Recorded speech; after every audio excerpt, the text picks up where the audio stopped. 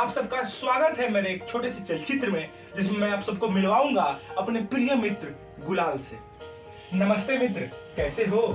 तो वैसा ही हूँ जैसा रहता हूँ। उदास लग रहे हो? अगर मैं तुम्हें अपनी कहानी सुनाऊं तो तुम भी उदास हो जाओगे।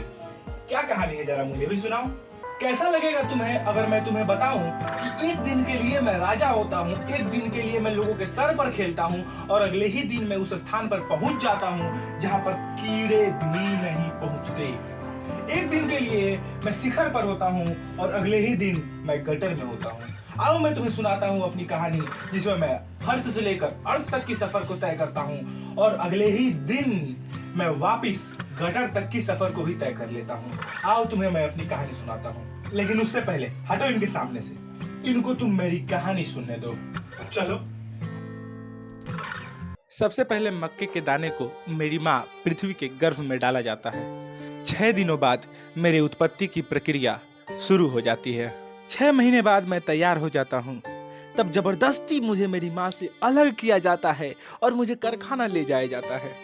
वहाँ मुझे पीसा जाता है, मुझे साफ किया जाता है और फिर मुझ में थोड़े पानी के साथ रंग मिलाया जाता है। फिर कड़े धूप में मुझे कई दिनों तक रख के सुखाया जाता है। लो, मैं तैयार हो गया। इतना होने के बाद मैं इंतजार करता हूँ अपने उस समय का, जिस समय मैं खेलता हूँ लोगों के साथ। वो मेरे जीवन का सबसे खुशहाल पल होता है। मैं इंतजार करता हूँ होली का। ये मेरे जीवन का सर्वोच्च समय होता है, जहां मैं आसमान की ऊंचाई को छूता हूं। अब मेरे जीवन का सबसे बुरा समय शुरू होने वाला है। होली का दिन बीत जाता है, लोगों के ऊपर से खुमार उतर जाता है।